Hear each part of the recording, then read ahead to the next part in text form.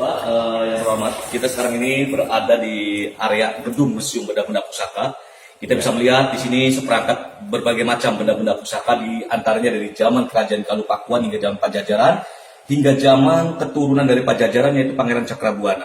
Dan Sunan Gunung Jati di sini ada Pujang dan macam-macam juga tertera tertulis semua nama-namanya. Selain tempat kerja ini, 1 tahun sekali sering ada ritual tertentu, yaitu pencucian senjata-senjata pusaka yang dilaksanakan pada tanggal 1 Muharram ataupun pada tanggal 1 Suro kemarin.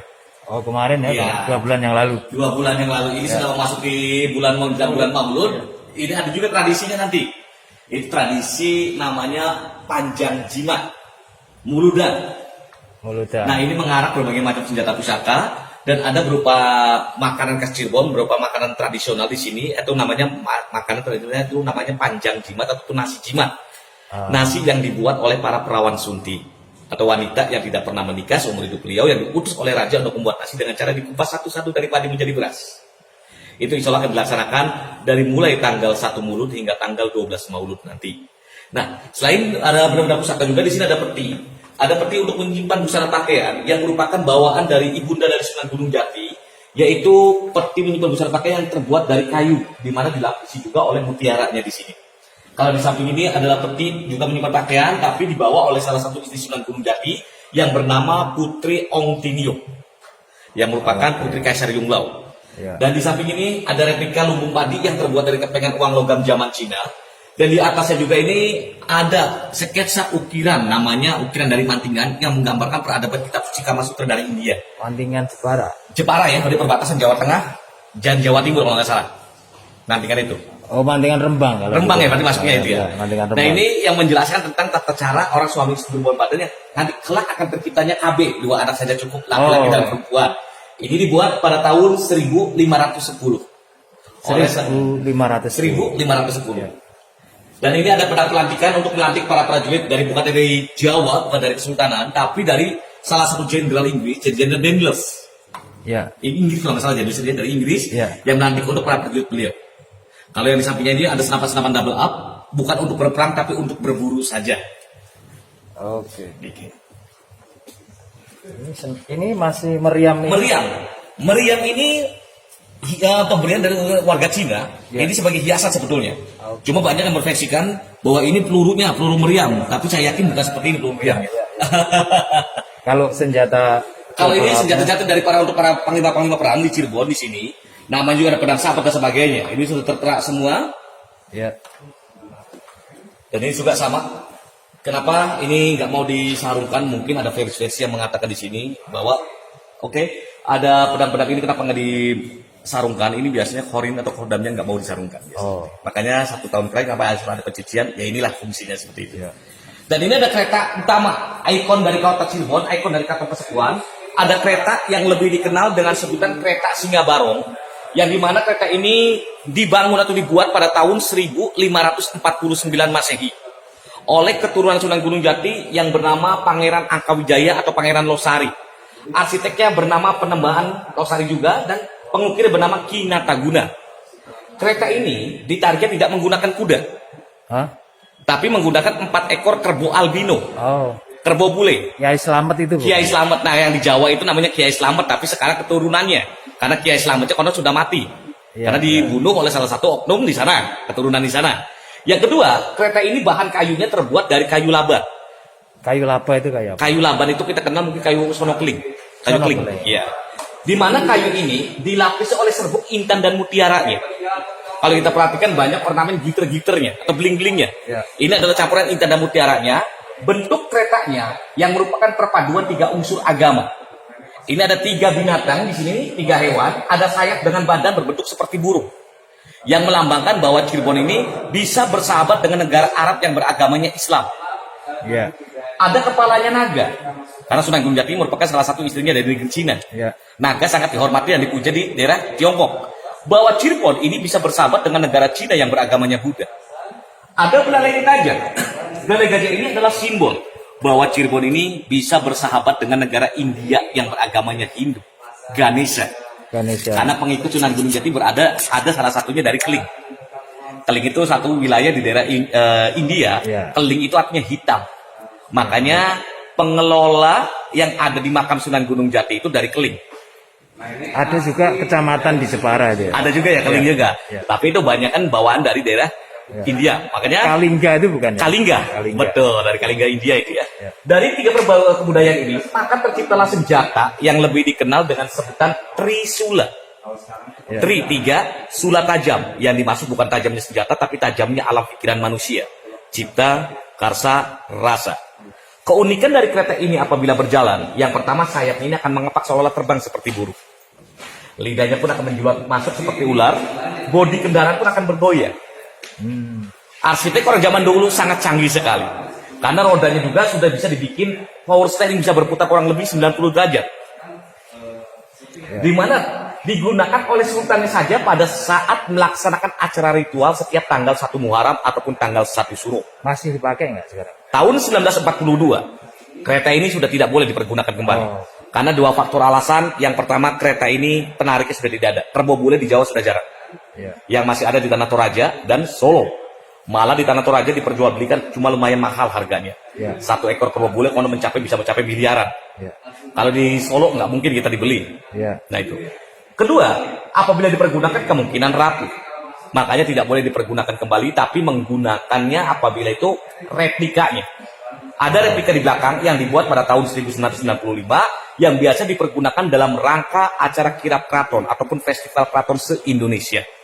Di mana kereta ini sangat canggih. Rodanya yang tadi saya jelaskan bisa berputar kurang lebih 90 derajat, sengaja dibikin miring keluar. Kalau kita perhatikan sedikit miring roda ini keluar. Artinya apabila jalan dalam keadaan becek tergenang air tidak masuk ke dalam bodi kendaraan tapi keluar dari roda-roda tersebut. Oke. Kira kecanggihannya dari kereta ini. Ya. Nah, kereta ini hanya dipakai oleh sultannya saja. Permaisuri raja nggak boleh menggunakan kereta ini. Ya. Alasannya kenapa? Karena permaisuri raja seorang wanita dan wanita tidak boleh berkecimpung dalam dunia politik seorang raja. Tapi wanita juga harus dihormati oleh seorang raja, makanya dibuatnya tandu yang ada di belakang namanya tandu cempana. Sebagai tunggangan untuk permaisuri raja yang tandu kurang lebih oleh 8 sampai 9 orang nanti. Kita dari sini melanjut ke sebelah kiri, sebelah sini. Sekaten dan gamelan dari Banten, karena Banten ini merupakan salah satu istri Sunan Gunung Jati, penerus dari Sunan Gunung Jati. Salah satu istri Sunan Gunung Jati berasal dari Banten, yaitu Nyimas Ayu Kawung Anten, yang menikah dengan Sunan Gunung Jati, menurunkan seorang raja yang lebih dikenal dengan sebutan Sultan Maulana Hasanuddin. Oke. Makanya di Banten ini, gelar untuk keturunan dari Banten dengan gelarnya Tubagus. Oh ya. Oke. Dengan gelar Tubagus, perempuannya dengan gelarnya Ratu. Beda dengan di Cirebon. Di Cirebon untuk kaum laki-lakinya gelarnya Pangeran, Elang, Raden, dan untuk kaum perempuan sama juga Ratu di sini. Cuma sayang sudah tidak dipergunakan kembali, tidak difungsikan kembali karena para penabuhnya sudah tidak ada lagi yang menabuhkannya. Karena penabuhnya bukan untuk orang-orang biasa saja, tapi ada orang-orang tertentu yang menabuhkannya di sini. 1426 ya. 1426. Masih original. Ini masih original. Makanya mohon maaf dikacain kalau menjelang mulut biasanya banyak orang-orang yang datang berbondong-bondong dari seluruh masyarakat kawasan. Bukan mukul-mukul, itu banyak yang mengusap-ngusap seperti ini. Nanti usapan dari tangan tersebut akan mengeluarkan debu, itu kotor, itu di muka, usapkan ke muka. Itu mencari berkahnya katanya. Tapi dalam ajaran Islam kan syirik kan sebetulnya. Tapi sudah dinasihati oleh para abdi dalam di sini, para sultan di sini. Tapi keyakinan masyarakat berbeda lagi. Enggak di kaca aja. Nah itu. Nah kalau ini adalah gamelan Megamendung. Gamelan Megamendung ini difungsikan untuk sarana apabila di Cirebon mengalami kemarau panjang. Kayak sholat istisqa gitu ya. Intinya sholat istisqa untuk meminta hujan. Konon apabila dibunyikan dengan orang-orang tertentu sambil ada ritual doa-doa tertentu, ini akan mendatangkan hujan. Makanya sekarang sudah tidak dipergunakan kembali karena orangnya tadi dijelaskan sudah ada regenerasi, tidak ada regenerasi lagi di sini. Ntar saya lihat yang sekaten dulu ya. Boleh sekaten. Ya. Gamelan sekaten ini dibawa dari Demak. Ini serahan dari Mas Kawin dari Demak, dari Sentenggono. Di mana gamelan ini dibunyikan 1 tahun 2 kali, yaitu ketika menjelang sholat Idul Fitri ataupun Idul Adha saja. Tapi setelah, bukan menjelang ya, tapi setelah menjelang sholat Idul Fitri. Ya. Setelah menjelang Idul Fitri selesai, baru dibunyikan di komplek yang ada di depan keraton, ada komplek namanya Siti Inggil. Keraton Cirebon. Keraton Cirebon, yang di depan, bagian depan. Itu ada seperti gapura ataupun candi-candi, nah disitulah kita dibunyikannya. Fungsi dari gamelan yang dibunyikan pada tanggal 1 Syawal, ini difungsikan untuk menyambut Sultan sehabis melaksanakan sholat Idul Fitri ataupun Idul Adha. Ya. Gitu. Ya. Nah ini seperti gamelan seperti ini, cuma sebagian ada yang disimpan di bagian dalam. Nah seperti ini. Kodok ngorek.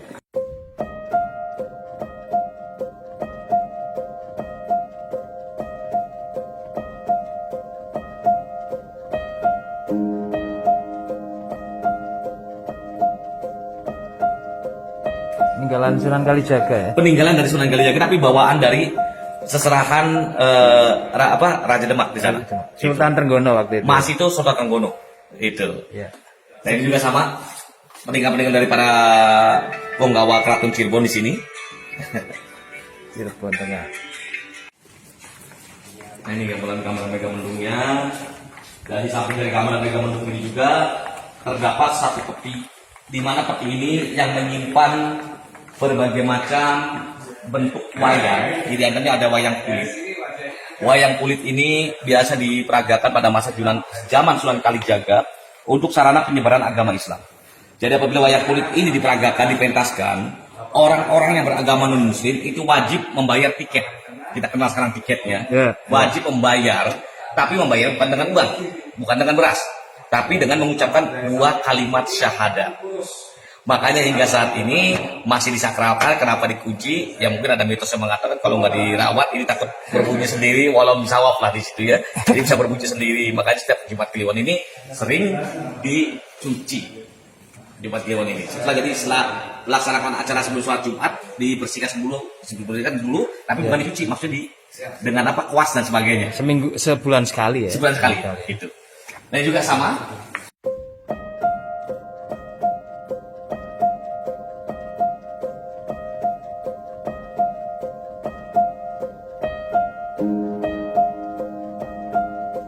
Ini gamelan Laras Lindro.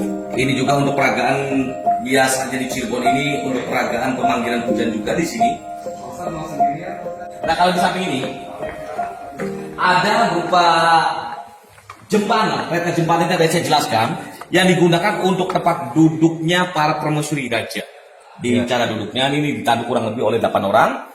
Kalau di samping ini dipergunakan untuk sarana acara arak-arakan, yaitu kita kenal namanya khitan atau sunatan. Nama tandu ini dengan sebutan tandu Garuda Mina. Garuda itu artinya burung, Mina itu artinya ikan. Yang filosofinya di sini, Garuda ini melambangkan seorang pemimpin. Mina itu melambangkan seorang rakyat, yang artinya di sini bahwa seorang raja, pemimpin kita ini harus dapat mengayomi rakyat yang ada di bawah. Yang kita kenal di Sunda dengan sebutan sisingaan. Ya. Di Jawa mungkin dikenal reog lah. Ya. Kalau di Cirebon ya ini namanya tanduk Garuda Mina ataupun buruk ya kali itu. Iya. Ini juga sama untuk permaisuri putra raja. Tandu Jembana. Tandu Jembana juga. Inilah replika kereta yang dibuat pada tahun 1995, yang dimana diberkasi oleh Sultan Satu yang 14 yang bernama Sultan Arif yang almarhum sudah meninggal. Ya. Kereta ini biasa dipergunakan, dan dimana dipergunakannya itu tidak menggunakan tenaga kerbau, tapi sekarang ini menggunakan tenaga biasa, tenaga manusia, kurang lebih mencapai 25 sampai 30 orang yang menarik. Tapi walaupun replika, kereta ini tetap harus menaiknya adalah sultannya saja, tidak boleh permaisuri raja. Itu. Dan di sini adalah tanduk dari tengkorak daerah Loyang Indramayu, hasil buruan sultan-sultan terdahulu. Makanya di sini ada bekas tombakannya.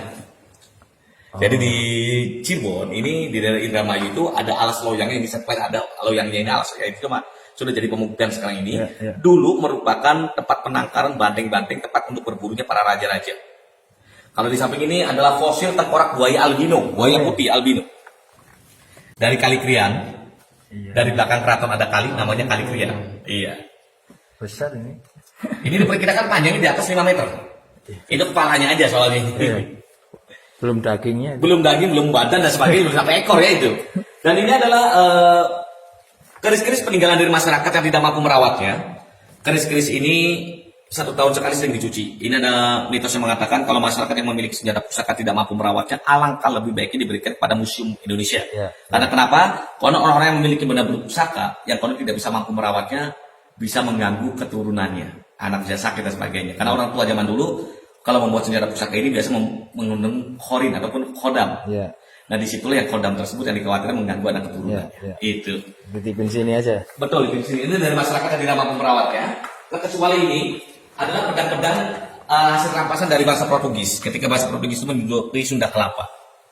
Tapi walaupun senjata ini sudah rapuh, sudah berkarat, tapi kandungan racunnya masih banyak sekali di sini.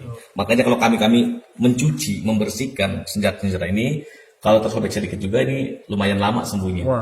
Sudah beracun, ini berkarat juga, racun tambah racun lagi. Gitu. Jadi Ini Fathaillah ya? Fathaillah. Jadi Fathaillah ini kita luruskan di sini bukanlah Sunan Gunung Jati. Ya. Fathaillah ini adalah panglima perang yang pertama kali dari Samudra Pasai kita kenal namanya Aceh sekarang ini, Ya. berpindah ke Demak ikut rombongan dari Raden Fatah.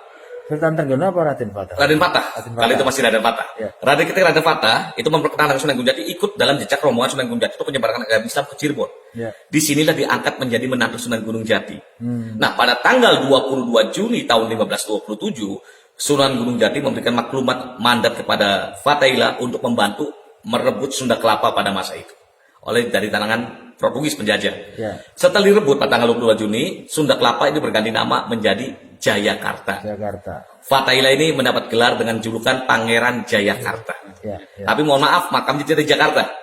Makamnya di Cirebon di komplek namanya Astana Gunung Jati. Yang sebelah makam Sunan Gunung Betul. Jati ya. Jadi ini makam Sunan Gunung Jati ini ibundanya di samping sini Ya. posisinya. Ya. Itu. Nah ini juga alat berperang yang satu tahun sekali sering dicuci setiap tanggal 1 Muharram ataupun tanggal 1 Syuro. Kalau di samping ini adalah alat debus dari Banten yang dimana alat debus ini dipergunakan untuk peragakan kekebalan tubuh manusia. Jadi apabila manusia itu akan kenaikan jabatan, pangkat menjadi itu akan dicoba dulu tubuhnya itu akan ditusukkan. Walau bisa dia tembus atau tidaknya katanya nggak tembus di sini. Satu tradisi. Ya. Dan di mana ketika nggak tembus berarti dia udah kebal seperti senjata apapun. Ya. Akhirnya naik sampai tingkat yang paling tinggi nantinya. Ini ya. Betul. Ini urutan dari kecil setengah terus sampai yang gede. Ya, ngeri. Kalau di bawah ini bukan peluru untuk meriam, ini peluru bandil. Kita mungkin kenal sekarang ini ketapel. Tapel ya. Kalau dulu mah digunakan untuk biasa dililitkan, dilempar-lemparkan seperti itu. Iya, iya. Gitu. Kita lanjut ke sini. Ya. Kalau ini ada tombak cis. Tombak cis ini tombak untuk mengiringi khotbah Jumat. Ya biasa kalau orang tua orang zaman dahulu itu ada khotbah Jumat pada zaman wali itu diiringi. Itu. Sekarang tongkat ya. Sekarang tongkat sekarangnya. Dulu mah tombak harusnya itu. Masjid Gitu. NU biasanya. Iya betul. Nah ini juga ada keris-keris dari masyarakat juga sebetulnya. Dan ini ada salah satu senjata pusaka bukan dari Jawa, bukan dari Cirebon. Ini namanya mandau. Dari Kalimantan, seserahan dari orang Kalimantan. Yang dimana senjata ini sangat mungkin menurut Kalimantan ini sangat mengandung kodam sangat tinggi sekali. Menurut tradisi orang Kalimantan, kita lihat seperti ada gigi-giginya ya. Oh iya. Ada gigi ya. Ini ada gigi. Dan di sini ada rambut-rambutnya. Kita perhatikan di atas ada rambutnya. Ya, ya. Saya padamin rambutnya. Konon yang sudah ada rambut seperti ini sudah memakan orang. Sudah bekerja. Sudah bekerja makanya itu. Makanya mungkin kalau kita di waktu tragedi Sampit kalau nggak salah tahun 2001 kalau nggak salah ya. Itulah senjata pusaka dari Kalimantan banyak yang datang gitu itu. Oh, oke, mengerikan itu. Mengerikan juga. Kali ini adalah tempat lilin kristal dari negeri Prancis, di mana lilin ini dahulu tidak mengenal namanya listrik, tapi menggunakan berupa sumbu dengan minyak kelapa di sini. Oh. Iya, ini kalau kena cahaya matahari ini warna-warni seperti pelangi pantulannya ini. Ini juga untuk acara tempat minum bersama dari orang-orang Eropa, tapi bukan orang Eropa minumnya gede-gede seperti ini, tidak. Tapi mengambil ada gelas kecil-kecilnya seperti ini. Ya. Nah itu. Sloki. Slokia itu. VOC ya. VOC ya, VOC. Dan ini adalah kurban untuk anak bayi yang berusia di atas baru menjalan kaki 7 bulan. Dan ini payung untuk pengiringan para keluarga raja. Ini mohon maaf cuma hanya terdapat berkas-berkas buku tempo dulu. Ini terbuat dari seperti daun lontar, sebetulnya sudah diperbaiki semuanya. Cuma mohon maaf saya nggak bisa menjelaskan tentang masalah buku ini karena menggunakan bahasa Jawi semuanya di sini. Sanskerta. Kitab tata krama Iya. menjadi raja. Ada kata caranya semua. Kitab Adabul Muta'alimin. Sebentar, ini kitab pikir Sunan Kalijaga ya. Iya. Mohon maaf saya nggak bisa menjelaskan karena saya juga belum paham tentang masalah ini. Ini tulisan asli Sunan Kalijaga. Tidak, ini Ditulis ulang. diulang pada masa zaman Panembahan Tohpatih atau Pangeran Mangsakerta seorang ahli sejarah Cirebon di sini. Oke. Gitu. Disalin ya. Disalin kembali. Karena yang aslinya tidak mengenal namanya buku. Daun lontar. Daun lontar. Makanya nggak mungkin kalau Sunan Kalijaga menulis di buku. Iya, Nah iya, itu. iya. Tapi menggunakan daun lontar sebetulnya. Itu. Daun lontar itu pernah lihat ya? Belum ya? Belum. Nanti kita cari di Google daun lontar itu apa? Daun lontar. Kalau nggak salah juga kulit daun lontar itu semacam apa ya? Pakainya kulit sebetulnya. Iya, iya. Saya juga kurang paham daun lontar itu. Cuma ada di sini daun lontar sudah hampir rapuh semuanya. Itu makanya dipublikasikan lagi, ditulis lagi dengan ada tulisan-tulisan tangan yang tertentu di sini juga. Itu. Ini bukan Quran ya, kitab ya. Bukan. Ini kitab sebetulnya. Saya juga kurang paham juga ini. Apa pagan ya? Apa? Pegon Jawa ini. Arab pagan ya. Ya, Arab pegon Jawa. Kayak tulisannya Diponegoro.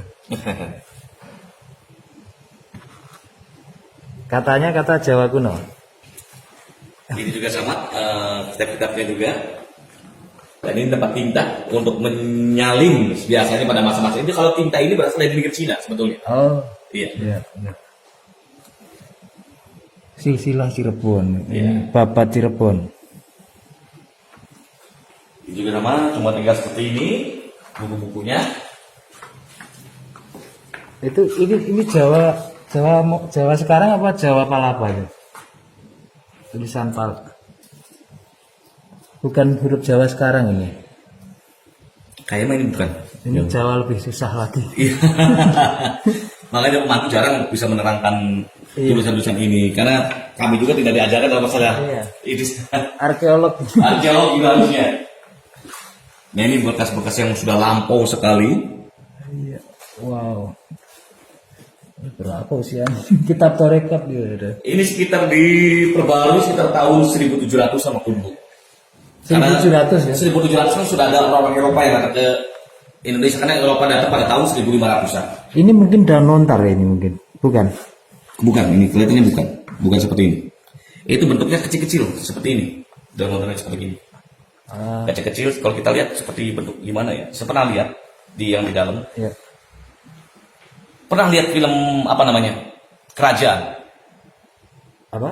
Film-film kolosal. Oh, kolosal ya. Brahma Kumbara. Gitu. Andai kata kita membuka daun lontarnya seperti gini, berat. Iya, iya, iya. Bentuk daun lontar seperti itu. Yang Tapi nggak panjang ya, tapi sedikit segini posisinya nih. Cuma ditulis dengan itu. Nah itu di Cina biasanya sering. Nah seperti kayak gitu. Ya. Cuma ada simbol-simbolnya di situ nantinya. Iya. Gitu. Kita lanjut ke sini. Sun Tzu. Ini kitab tauhid ya. Ini kitab tauhid. Ya. Ya. Ada basir, kalam itu. Oh iya. Sifat Allah. Pada hari biasa dilarang dibuka. Ya. Ini hanya dibuka pada saat weekend atau hari Minggu saja. Di sini tersimpan berupa tempat piring yang digunakan untuk acara panjang jimat, yaitu piring di mana di zaman Sayyidina Ali bin Abi Thalib yang dibawa langsung. Kedua juga banyak busana Putri Ongkim, salah satu istri Sunan Gunung Jati yang usia busana tersebut sudah mencapai ratusan tahun, jadi tidak bisa dipegang kembali, tapi bisa dilihat di sini. Ya, ya. Cuma sayang kita nggak bisa masuk bebas ke dalam satu Siap. gitu. Kita lanjut ke sini. Sambil saya tanya boleh ya? Boleh ya. Dalam cerita legenda di Pati tempat saya itu kan pernah ada cerita Syekh Jangkung Saridin itu. Syekh Jangkung ya, Iya. namanya Syekh Jangkung itu merupakan salah satu murid. Iya. Kalau nggak satu murid dari Sunan Kalijaga. Syekh Jangkung Iya, itu. iya, betul. Betul ya? Iya. Itu merupakan pengikut dari Sunan Kalijaga. Cuma sayang beliau menyebarkan kesadaran Pati. Ya. Sunan Kalijaga itu mengikuti gurunya, yaitu Sunan Gunung Jati, untuk menggantikan posisi Ya. dari Syekh Siti Jenar. Ya. Karena Syekh Siti Jenar ini mungkin kita orang Jawa pernah paham bahwa Ya. Syekh Siti Jenar ini ajarannya sedikit melenceng dari ajaran Dianggap Islam. melenceng. Ya. Yang dianggap melenceng itu dikarenakan Syekh Siti Jenar itu menganggap bahwa seorang wali adalah Tuhan. Ya. Tapi sebetulnya bukan seperti itu. Saya tanyakan itu. Oke. Bahwa mengatakan bahwa Tuhan itu berada di dalam diri kita ini. Ya. Cuma murid-muridnya inilah yang salah kapraknya. Ya. Ya. Ya. Makanya di sini ada petilasan Sunan Kalijaga, jaraknya dari sini kurang lebih 3 kilo arah barat. Yang ada Kerak-keraknya betul di situ. Insya Allah bisa. Boleh ke sana. Dan ini saya lanjutkan di sini. Di sini adalah baju busana ataupun baju perang atau baju hanas atau yang dikenal namanya baju jira. Ini hasil rampasan dari bangsa Portugis. Wow. Berat satu baju ini mencapai kurang lebih 4 sampai 5 kilo. Satu baju. Oh, ini Eropa banget nih. Eropa. Jadi bukan dari Jawa. Ini hasil rampasan ketika dahulu Fatila masih menduduki Portugis masih menduduki di Sunda Kelapa. Cuma sayang untuk bagian bawahnya ini sudah hancur semua. 1527. Ini kayak lihat film Lord of the Ring nih. Nah ini kalau kita Lord of the Ring ya sama seperti ini Pak. Bahasannya ya gitu. Dan di sini ada kursi-kursi hanya modelnya model Eropa. Yang membuatnya asli orang Cirebon. Cuma bahan kayunya terbuat dari kayu sono keling, kayu hitam. Iya. Itu. 1845. Cuma pernah ada peneliti dari Belanda. Ini bukan 1845. Ini diperkirakan di bawah 16. Oh, Ya, karena beliau itu mengetes kayu seperti ini dengan menggunakan satu alat. carbon dating ya. Nah, saya nggak paham itu. Ditempelkan, itu angka tahunnya akan keluar. Ya, ya. Saya baru tahu di situ. Saya makanya menjelaskan itu tadi tahun 18-an. Makanya ketika saya tahu 16, saya menjelaskan apa adanya di sini. Ya. Itu. Untuk pembatas di pintu masuk kamar biasanya di sini. Sketsel. Sketsel ya kalau di sini. Sketsel ya. Kalau di Pati. Iya. Kalau ini adalah kulit untuk kereta Singa Barong, di mana kulit-kulit ini biasa dipergunakan penggantian kereta Singa Barong karena ini menggunakan kulit seperti tali-talinya di sini. Tali kekang ya. Tali kekang ya. Ya, ya. Cuma sudah tidak dipergunakan, sudah rusak. Makanya walaupun sudah rusak tetap kami masukkan ke dalam cagar budaya. Tapi asli ya. Ini yang asli seperti itu. Nah kalau ini adalah kayu-kayu bekas bongkaran Masjid Agung Sang Cipta Rasa yang ada di depan. Ini terbuat dari kayu jati. Itu. Ini tali kekang juga. Tali kekang juga. Dan ini adalah patung Trimurti Dewa Wisnu. Karena orang Cirebon walaupun beragama Islam tapi menghormati ajaran Hindu. Ini simbol ajaran dari ajaran Hindu. Ya. Kalau di bawah ini adalah buah bernuk atau buah maja yang menjelaskan tentang sejarah kisah tentang Majapahit. Maja nama buah, pahit rasanya. Kalau yang di tengah ini adalah tempat untuk menyimpan nasi. Kita namanya magicom sekarang ini. Iya, ya, tahu. Kalau di bawah ini sampingnya ini adalah ani-ani alat mengontong padi. Etem kata orang Cirebon di sini. Eteng. Etem. Kalau ini juga sama patung Trimurti yang di bawah ini adalah buah kelapa namanya kelapa jenggi. Kalau kita kenal menurut dunia internasional di sini dikenal dengan namanya kelapa pantat. Kita boleh buka di situs internet Ya, di Google. ya, ya. Nama kelapa pantat ini masih ada. Namanya kelapa janggi yang konon berbuahnya itu mencapai 25 tahun sekali dan isinya dipergunakan untuk sarana pengobatan terkena racun. Oh. Iya. Cuma di Indonesia tidak ada bisa menanamnya di sini. Itu tumbuh di mana dulu? Itu di Afrika. Di Madagaskar. Madagaskar. Iya. Kalau di samping ini adalah busana putra-putri raja untuk anak-anak raja yang konon digunakan untuk anak-anak yang berusia di atas 18 tahun. Mungkin pertanyaan para pengunjung, Pak, kenapa anak-anak raja kok bajunya kecil-kecil? Ya. Karena dahulu anak raja kalau makan dalam satu hari hanya satu kepala nasi jamblang. Oh. Kenapa satu kepala nasi jamblang? Ini mengajarkan kepada anak raja supaya dewasa harus dapat merasakan rakyat di bawah. Jangan semena-mena anak raja tidak pernah merasakan lapar sedangkan rakyatnya banyak yang kelaparan. Jadi sekali makanya. Betul, itu mengajarkan sebetulnya di sini. Itu. Kalau di sini salah satu kristal-kristal pemberian dari bangsa Eropa, simbol penghormatan Eropa kepada Kerajaan Cirebon. Kalau di sini memperingati ulang tahun Ratu Belanda. Jadi semua raja-raja Cirebon berkumpul di Keraton Cirebon di sini mengadakan acara untuk menghormati Ratu Belanda di sini. Ulang tahun Ratu Belanda yaitu pada masa Ratu Wilhelmina kalau nggak salah. Itu. Apa udah abad 17 ya? Iya. Kalau ini adalah satu perangkat perhiasan pengantin dahulu, cuma ini replika. Oh, ini replika. Replika karena yang asli nggak mungkin disimpan di sini. Oke. Kalau yang asli terbuat dari emas simpan di sini, emasnya sekarang sudah tidak pernah di museum. Jalan-jalan dulu sekarang emasnya. Kalau ini adalah salah satu ornamen yang biasa dipergunakan di pinggir-pinggir tempat tidur dari orang Cina di sini. Kalau di samping ini adalah gading gajah, karena di Cirebon ini di samping keraton ada penangkaran gajah. Kita kenal kampungnya sekali di perkampungan namanya Kampung Pegajahan. Kampung Gajah. Kampung Pegajahan itu dahulu dipergunakan untuk tempat penangkaran gajah-gajah. Makanya di sini ada perum larangan yang bisa tembus ke Kalijaga. Karena perum larangan itu dahulu adalah hutan belantara yang digunakan untuk tempat berburu para raja di situ. Makanya dilarang untuk kaum masyarakat untuk berburu di sana. Khawatir kena. Nah betul. Kedua, perum larangan ini kan sudah modern beda zaman. Dijadikan tempat perumahan perum-perunas sekarang ini. Oh. Iya. Dulu hutan. Hutan dulu, hutan. Termasuk yang Kalijaga. kerbau itu ya? Apa tadi bukan kerbau? Banteng tadi ya? Betul yang di Losarang itu mah. Jauh sekali dari sini. Oh. Indramayu kalau Losarang. Kita lanjut dari sana.